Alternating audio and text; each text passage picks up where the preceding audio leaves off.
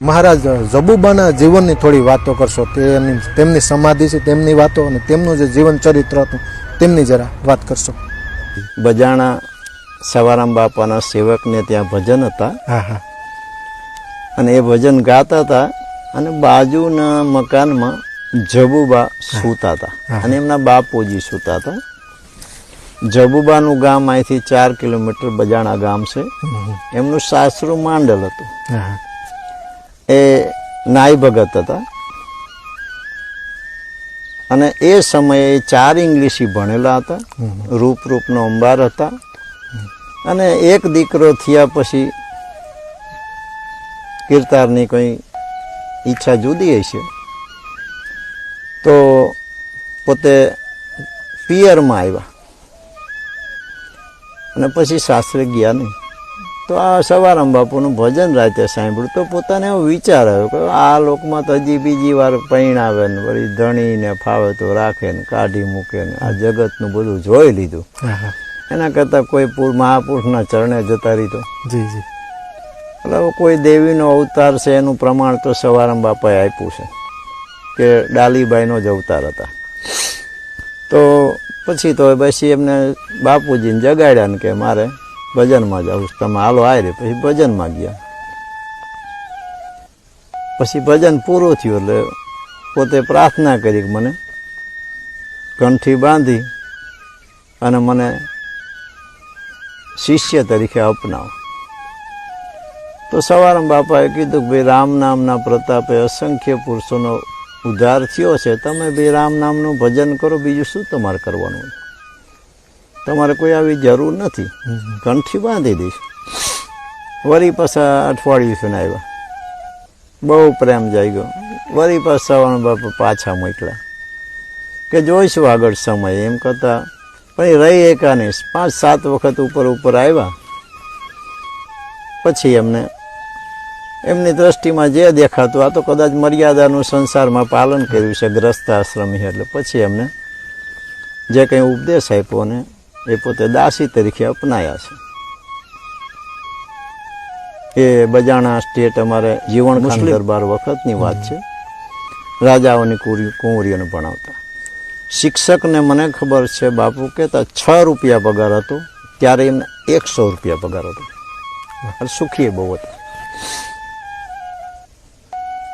અને એમને જે માગ્યું હતું તો સવારામ બાપાએ કીધું કે આપણી ગ્રસ્તાશ્રમની સનાતન ધર્મમાં રામકૃષ્ણને માનતા વિષ્ણુ સંપ્રદાયમાં આપણી પરંપરા પ્રમાણ સિવાય સમાધિ નથી અપાતી અમારે.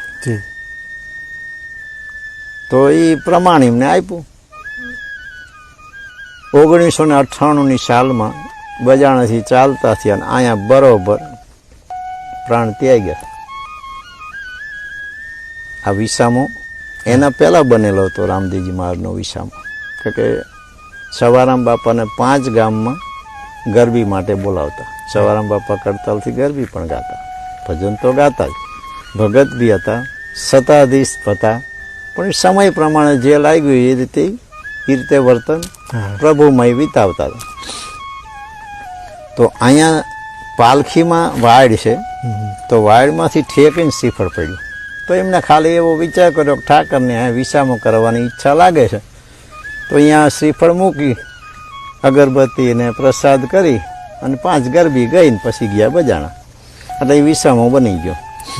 પહેલી વાર દેહાએ છોડ્યો તો રામદેવજી બાપા ઘોડેશ્વરથી આવ્યા, સાકર પાણીમાં ઉગાડી મોઢામાં મૂકી પ્રાણ ચાલુ થયા. ત્યાં અનાર સુરતી ખેડૂત પાટડી ગયા હતા ગાડું લઈને, બરોબર ગાડું આવીને ઊભું રહ્યું.